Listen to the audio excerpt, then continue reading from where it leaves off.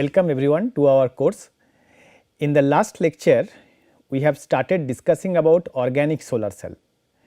Today, we will discuss about the different components in an organic solar cell and especially how to fabricate an organic solar cell. Now, in the context of the organic solar cell, we have seen that the photophysics and the charge carrier dynamics is way different in an organic solar cell in comparison to an inorganic semiconductor like silicon. For example, we have found that when light absorbs in an organic material, electron hole pair or bound exciton is generated in an organic material, and we need to apply some kind of external field or force to separate those bound electrons. Whereas, on the other side, if you take an example of an inorganic semiconductor, for example silicon, the charge carriers are not strongly bound as in the case of these organic materials like conducting polymers. So, their charge carriers are quite free to move around the material, but in organic material we need to provide some external field or bias to separate the charge carrier. Now, this external field very often is done by a combination of material with two different dielectric constant. Now, we have seen that there are two different geometry is possible which is commonly used or popularly used in fabricating this kind of solar cell. One was layer by layer device and the second was bulk heterojunction solar cell device. Now, in layer by layer heterostructure, what we do, we put a single layer of donor material and on the top of that we put another layer of acceptor material. The problem with this thing what we have discussed, I mean if you have understood that this most of this organic material they have a small exciton diffusion length. So, by exciton diffusion length we mean the distance the electron and hole can travel to the electrode before they recombine with each other. Now, we have learned that in organic materials like conducting polymer or conjugated polymer, the exciton diffusion length is very small, something in the order of 10 nanometers. Now, very often to make an active layer which will be optimum for light absorptions, let us say we make an active layer of 200 to 300 nanometer. So, then only those excitons which are near the electrodes they will be collected by the electrode. Now, if I make a layer by layer assembly, so only those excitons which is near the donor acceptor interface they only can be able to separate, but those inside the bulk of the material they will be still trapped. Now, this kind of problem was solved by fabricating bulk heterojunction solar cell. So, what we do in bulk heterojunction solar cell, we mix the donor and acceptor polymer in the same solvent or in the same matrix, then we fabricate the thin films out of it. So, what we get out of it? Basically we get a bicontinuous percolated network through which the electrons and hole can separate. So, they face a lot of nano interface throughout the bulk assembly, and using that percolated network the electrons and hole can travel towards the electrode. So, the bulk heterojunction geometry is more favorable in terms of solution based device approach. Now, we have also learnt that although the efficiency of this organic solar cell is less than their inorganic counterpart, it is still used in many of the application because it provides some of the advantage which the inorganic solar cell cannot do.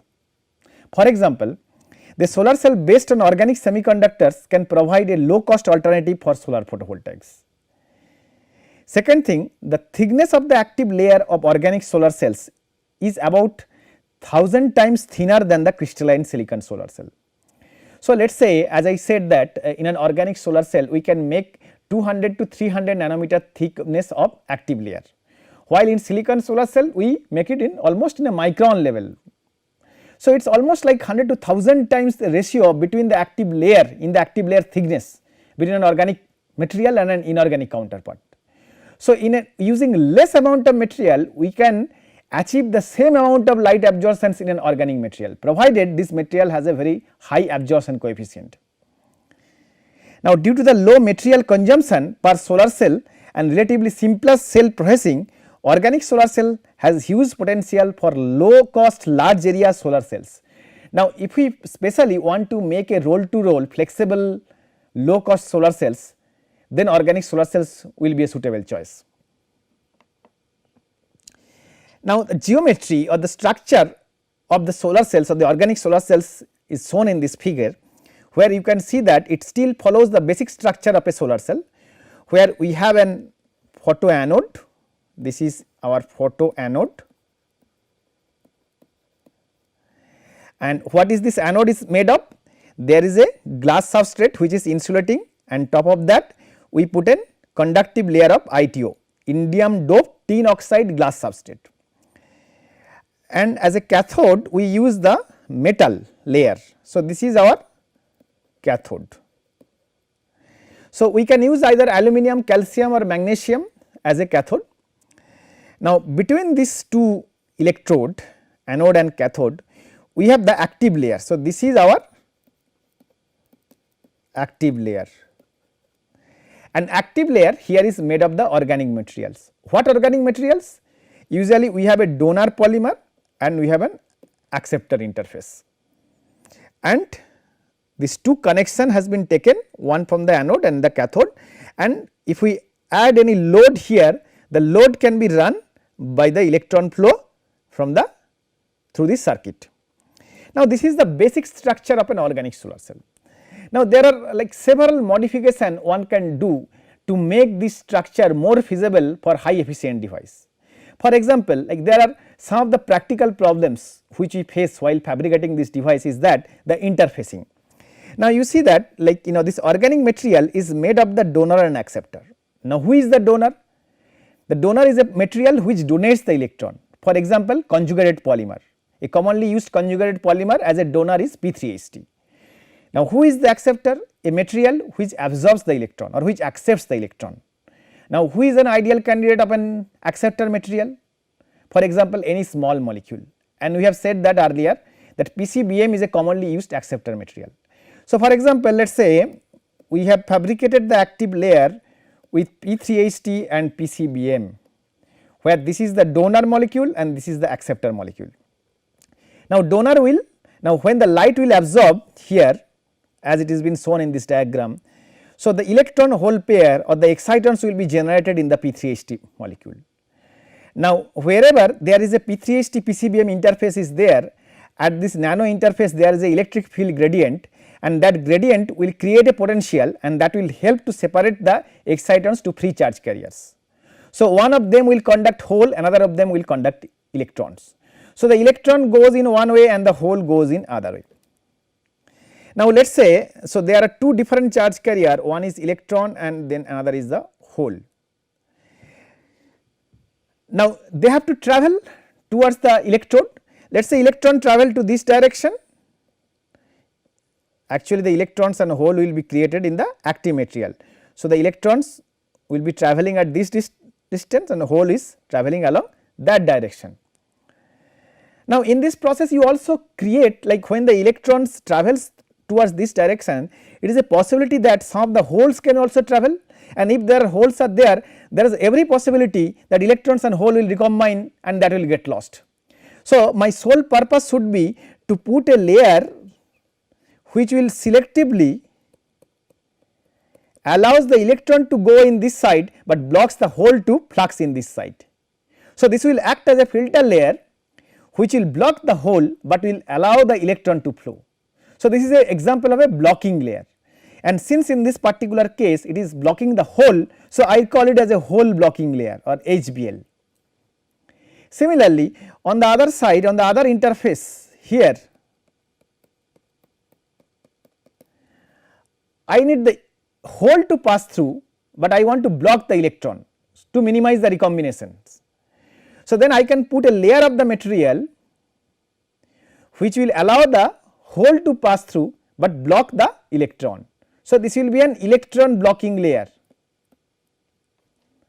So, P dot PSS for example is a polymer which has a very high hole conductivity and which is used as an interfacing layer between the ITO and the P3H-T material.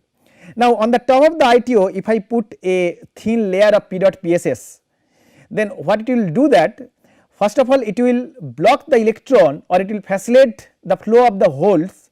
Not only that, it will weight the interface between the organic material and the ITO for a smooth passage of the charge carriers. So, basically it will reduce the interfacial resistance. Similarly, when I use PCBM, I can use another layer which will act like a hole blocking layer, but which will allow the electron to pass through. Then it is possible that filter materials only selectively allow the electrons and increase the electron flow in these materials. So, like this way one can do lot of modification in this basic structure to fabricate a high efficiency solar cell device. Now, we will see today what are the different components and what is the purpose of these components in an organic solar cell. So, the material properties that includes the organic semiconductor used in solar cell application have very different properties than that of the inorganic semiconductor, that is we already mentioned. And some of these properties are: the mobility of the electrons and holes in organic semiconductors is much lower as compared to silicon. So, the mobility of the charge carrier, electron mobility and hole mobility is in the organic material is much lower in comparison to the inorganic semiconductor. For instance, the best hole and the electron mobilities in crystalline organic semiconductor are about 15 centimeter square per volt second and 0.1 centimeter square per volt second. So, this is the hole mobility and this is the electron mobility. So, we know that 15 centimeters per volt second, that is very less in comparison to the silicon mobility. Silicon has a much higher mobility. So, the thickness of the active layer should be very small for effective charge generations and separations. So, since the charge carrier have a very small mobility, so they cannot travel a long distance. So, if I make the light absorbing active layer very thick, so what will happen? The electrons and hole will not be able to travel towards the electrode, before that they will recombine and get lost. So, that is why we need to make a very thin or smaller active layer for effective charge generations and separations. Now, when a photon gets absorbed in an organic semiconductor, it results in the exciton of an electron to the lowest molecular orbital or LUMO. The excited state carriers leaves behind a hole in the highest molecular orbital or HOMO. So, basically you create an electron in the LUMO energy level and a hole in the HOMO energy level, and they are bound with each other, and that bound species we call as a exciton. These holes and electrons are not free charge carriers, they remain bound because of the electrostatic force, because of the Coulombic force. The bound pair is called exciton. So, the binding energy of the exciton in organic semiconductor is the order of 0.2 electron volt to 0.5 electron volt, which is about an order higher than the silicon. So, we mentioned it previously that this organic semiconductor has bound excitons and the binding energy is 0.2 electron volt to 0.5 electron volt. Now, it is important to note that this value of binding energy is higher than the thermal excitation energies. So, even the room temperature thermal fluctuation cannot break these excitons, and this energy is also higher than the silicon. In silicon, that is why we see a free charge carriers, but here we see a bound charge carriers. The inorganic semiconductors are held together by strong covalent bonds that extend 3-dimensionally, resulting in electronic bands that give rise to their semi-productive properties. Organic materials have similar intramolecular covalent bonds, but held together by weak intermolecular van der Waals interactions. So, the kind of bonding in the organic materials and the inorganic materials are also different. It was discovered that efficient charge separation of exciton and free carrier formation can occur if the junction is made of two different organic materials, a donor type and an acceptor type. The charge separation is possible if the potential difference delta phi between the ionization potential of the donor and electron affinity of the acceptor is larger than the exciton binding energy. Okay. So, the potential difference between the ionization potential of the donor and the electron affinity of the acceptor. So, let us say the donor has an ionization potential of IP and the acceptor has an electron affinity F. So, the value of phi or delta phi, which is the difference between the ionization potentials of the donor and electron affinity of the acceptor, that should be larger. This value of delta phi should be larger than the exciton binding energy. Then only it is possible for the exciton to break as a free charge carrier. There are two ways in which the charge separation of exciton is possible, by charge transfer and by energy transfer. Now, you look at here these two different mechanisms. So, here energy band gaps in an organic semiconductor, and we know that there is an electron which is created here and there is a hole which is created here, and these two things they are bind with each other by a strong Coulombic force, and we call them together as a exciton. Now, these electrons and holes which are here, the electron can jumps to the LUMO energy level of the acceptors. This is the exciton separation by charge transfer, whereas it is also possible that this electron and hole is here. So, this hole goes from here to here and this electron jumps from here to here. So, then there is an exciton separation is happening. So, basically you see that whole of the, now in this case electron stays in this material and hole stays in this material, but in this case electron has transferred and hole has also transferred. So, that is an example of a energy transfer. What is the difference between this charge transfer and energy transfer? If you look very closely, you see the positions of the HOMO level in the donor and acceptor here. The acceptor has a lower value of HOMO level than the HOMO level of the donor, whereas here the HOMO level of the acceptor is almost in the same position or a little bit higher than the HOMO level of the donor, where the LUMO positions is the same. So, basically the difference of the HOMO level between the donor and acceptor that determines whether it will be a charge transfer or whether it will be an energy transfer. Now, let us come to the fabrication of organic solar cells. Now, the first part is the active layer materials. Organic solar cells are realized using two types of materials, oligomers which are small molecules and polymers which are the large molecule. Small molecules and polymers differ in their molecular weights. Obviously, as the name suggests, oligomer has a smaller molecular weight in comparison to the polymer. Large molecules with the molecular weight larger than 10,000 AMU, AMU stands for atomic mass unit, they are called polymers, whereas lighter molecules are referred to as oligomers or small molecule. So, any molecules which has a molecular weight larger than 10,000 atomic mass unit or AMU, that usually we call it as a polymer, and the others molecule we call it as a small oligomers or small molecule. The first reasonable efficiency in organic solar cell was made in a small molecule of copper phthalocyanamine CuPC as the electron donor and a perylene derivative 3,4,9,10 perylene tetracarboxylate bis benzethiohydrozole as an electron acceptor in a simple bilayer arrangement. So, the first organic solar cell was made by layer structure. So, you have a layer of donor and then in top you have a layer of acceptor. Now, as a donor material they use a small molecule called copper phthalocyanamine CuPC, and as an acceptor material they used a perylene based derivatives. Now, these two molecules their solubility is very low. So, we need to deposit them in a gaseous state. This is called the vapor depositions of this molecule. The CuPC has been the donor of choice is most of the small molecule solar cell due to its high stability and high mobility. Now, copper phthalocyanine and also although several other phthalocyanine has been later on tried, but copper phthalocyanine is usually used in this bilayer geometry because it has a very high mobility and also the high stability. It has been combined with fullerene C60 as an acceptor which has provided the world's highest efficiency in organic solar cell.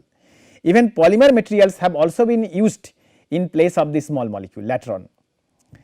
The conjugate system of this polymer consists of chains and rings of carbon atoms in sp1 and sp2 hybridizations, leading to alternate single bond and double bond. And earlier we have seen that those polymers which has an alternative single bond and double bond, they can conduct the electricity and they are called conducting polymer. Only the conducting polymer are useful for fabricating optoelectronic devices. The first solar cells on polymer material consist of the following acceptor and donor: MHPV, poly 2-methoxy 5-2-ethyl hexyloxy 1,4-phenylene vinylene. So, that is the MHPV full name. It is a polymer which is very light unstable, and it was used as the electron donor, and as an acceptor it was used CN-PBV, which is a cyanopara-phenylvinylene as the electron acceptor. Since then there are several materials and their combinations have been tried to fabricate solar cells.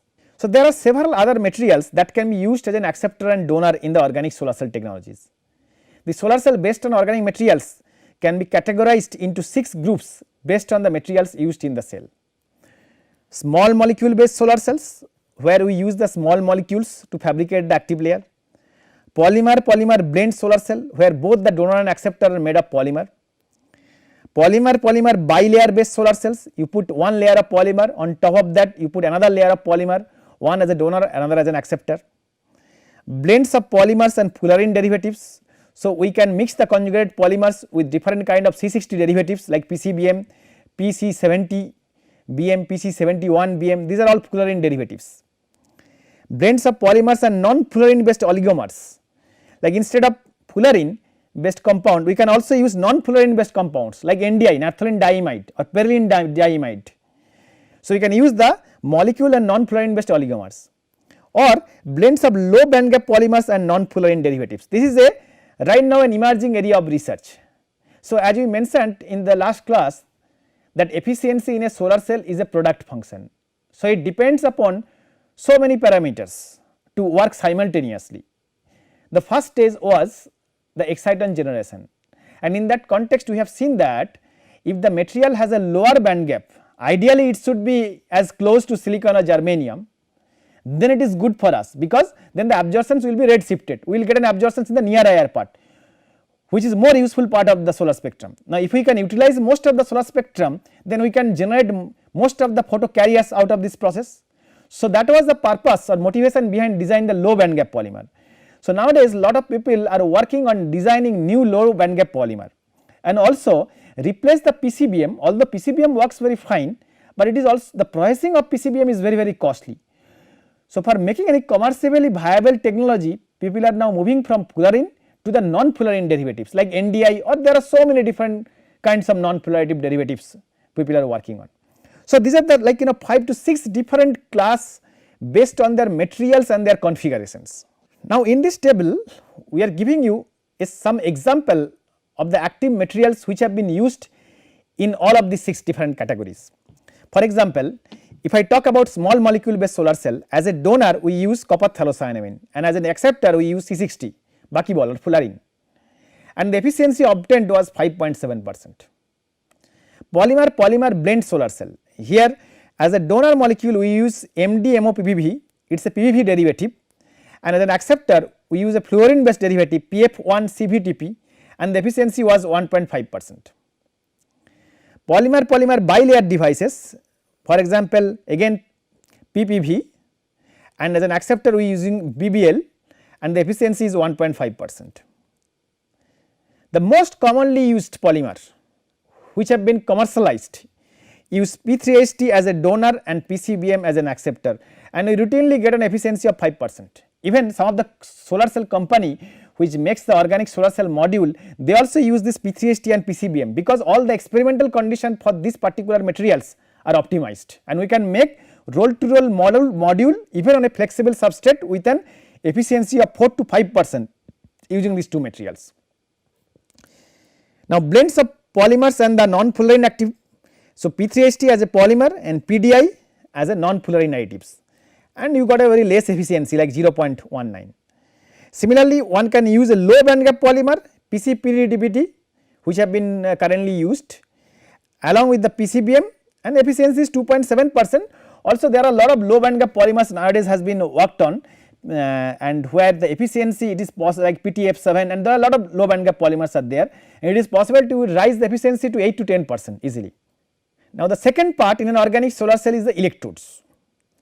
For electrode, for the transparent front electrode, indium tin oxide ITO on a glass substrate was used.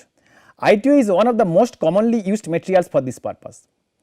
For the back electrode, a layer of PEDOT PSS.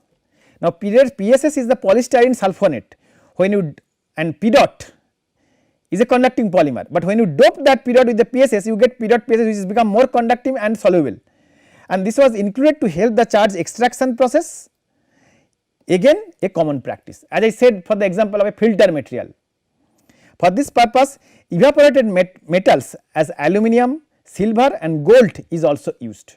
So, what happens, like if this is your photoanode, so in the photoanode we use the glass and top of that there is an ITO substrate, and as a cathode we use the metal like either aluminum or silver or gold, and these metals they are deposited at a very high vacuum in a vapor deposition chamber or in a vacuum deposition chamber.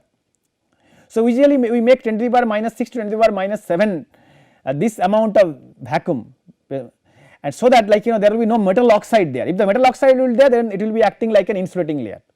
ITO is one of the main advantage of organic solar cell. The potentially low price might be outbalanced by rising transparent conductive oxide TCO cost. The price of ITO, its brittleness, an issue for flexible devices, and the possible diffusion of indium into organic materials are strong arguments for finding alternative transparent electrode materials. Now, there are a lot of research is ongoing to find an alternative for ITO, because as itself ITO is not flexible, and when you put it on a glass substrate you cannot talk about a flexible substrate. But if you use a flexible polymer substrate like PET, and on top of that if I put an ITO layer, then still it is conducting but it is flexible. At the same time it has to be transparent. So, that is why nowadays lot of work is going on for developing transparent flexible photoanodes. Zinc oxide aluminum, one possible alternative to ITO is another transparent conductive oxide, aluminum doped zinc oxide or ZNOL, or often abbreviated as AZO.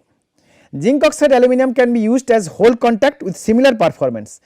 Generally AZO or zinc oxide aluminum has a similar conductivity as an ITO. PEDOT PSS, polyethylene dioxythiophene polystyrene sulfonate, the full name of PEDOT PSS, it is a conductive polymer. The structure is showing here, this is the structure of a PEDOT and this is the PSS. So, PSS is doped in the PEDOS. PEDOT PSS formulations can be used as transparent contact for polymer based solar cells. Now, what is the fabrication techniques for organic solar cells? Organic materials, especially polymers, have been used in organic electronics via low cost solution process such as spin coating, inkjet printing and screen printing. So, we can use either spin coating, like where we use the centrifugal force, we have a spin coater instrument, on the chuck we put the glass substrate, then we put the material, then we set up it for a desired RPM and desired time, and it rotates and it gives an uniform film. Similarly, we can use inkjet printing, is just like an inkjet printer. So, in the cartridge you can fill out with the material which you want to print, and on the flexible or transparent substrate you can print the solar cell. And screen printing also. Spin coating has been the most widely used and most efficient process for the fabrication of organic solar cell. For the fabrication of large area device or fabrication of solar cells on flexible substrate, roll to roll process is used. So, now there are different instrumental setup for roll to roll process. Spray deposition is widely used for painting in commercially production and is one of the cheapest process for coating of polymer solutions. Now, even for coating colors on the cars and everything we use spray depositions. Now, in a similar approach we can also coat the conducting polymer solution, or we can make a coating of the polymer solution by this spray depositions method. Spray depositions, where spray forming, also known as the spray casting, spray depositions and in situ compaction is a method of casting near net shape metal components with homogeneous microstructures via the depositions of semi solid sprayed droplets onto a shaped structure. Spray pyrolysis is a processing technique considered to prepare thin and thick films, ceramic coatings and powders. Spray pyrolysis represents a very simple and relatively cost effective processing method, and multi-layered films can be easily prepared using this versatile technique. Typical spray pyrolysis equipment consists of an atomizer which makes the vapor of atom, precursor solution, substrate heater and the temperature controller.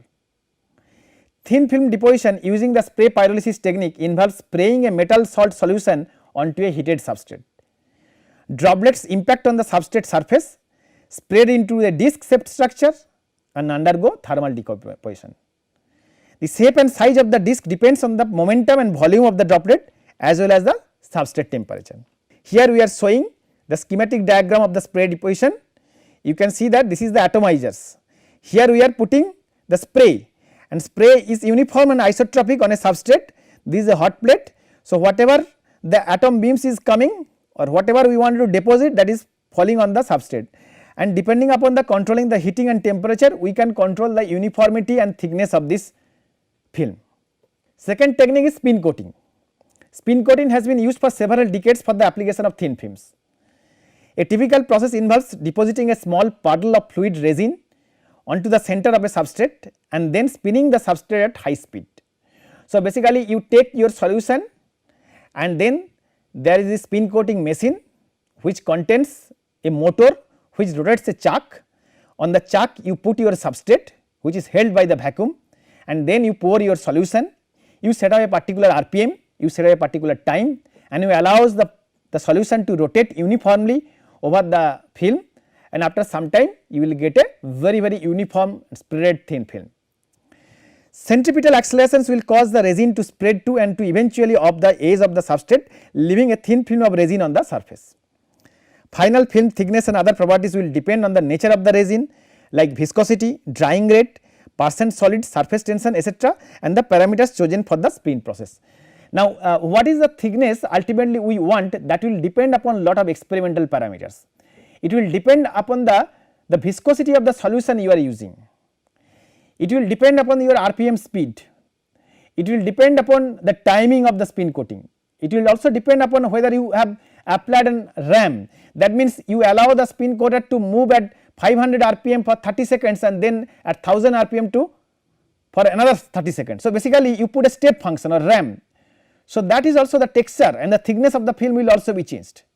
So, depending upon like what is we need in our practical purpose, we can control the parameters for the spin coating process.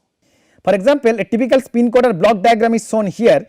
You see there is a chuck here, this is the chuck, and the substrate holder is there. So, substrate is like is held on this chuck by the vacuum. Okay. Then you pour the solutions at the center through this nozzle or through this dropper. Then you switch on the machine and you allow the spin coater to rotate. So, the centripetal accelerations will help them to spread, and the spreading should be instantaneous. So, the best way while you fabricating the film, while the substrate is rotated, just started to rotate, then you add the solutions, so that you will get a very thin uniform film. Now, the another process is the inkjet printing. Now, when we talk about inkjet printing, what it reminds us is our normal day to day printer. Before the discovery of the laser printer, inkjet printer where you have to change the ink very often, that was very commonly used. The additive fabrication technique of inkjet printing is based on the 2D printer technique of using a jet to deposit thin drops of ink into paper. When printed, liquid drops of these materials instantly cool and solidify to form a layer of the part. For this reason, the process is often referred to as the thermal phase changing inkjet printing. Inkjet printing offers the advantage of excellent accuracy and surface finishes, and also you can make it on a roll to roll basis. The typical diagram of an inkjet printer is shown here. You can see that here there are 2 or 3 different parts is there. The main part is this one, which contains an inkjet print heads. These are the 2 heads.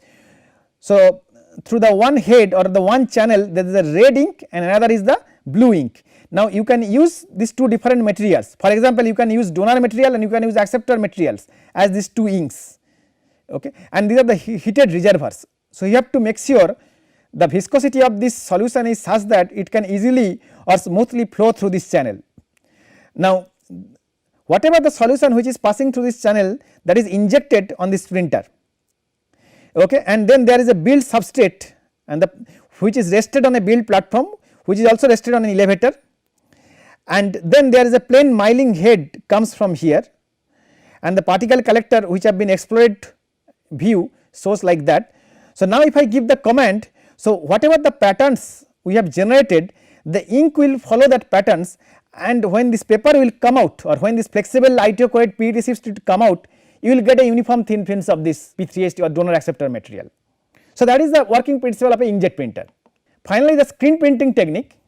The principle of screen printing is shown in the next figure. A pattern is photographically defined on a stainless steel by means of an emulsion layer. So, basically here we use the stainless steel screen as to develop the pattern by means of an emulsion layer. A paste of the material to be screen printed is pressed through the screen by means of a squeegee. Important screen printing parameters are the viscosity of the paste, the mesh number of the screen, the snap of distance between the screen and the substrate, and the pressure and speed of the squeeze.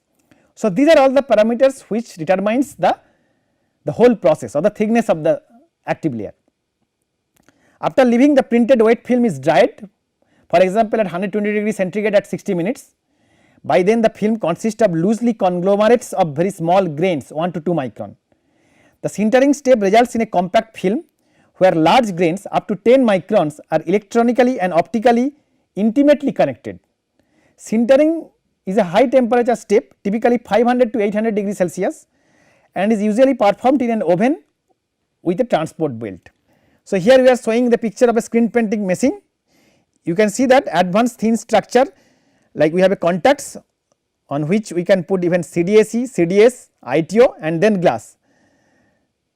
And this is the aluminium sinter box which have been covered through this hole, which is 1.5 millimeter diameter, and there is a spacer unit is there. This is our source glass, this is our target glass.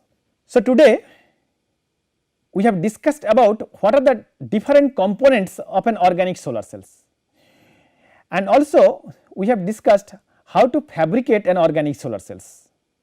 Now, for more understanding or to get details process of this fabrication process, you should also look at some of the upcoming research papers which discuss about the different novel materials as a donor material and as an acceptor material.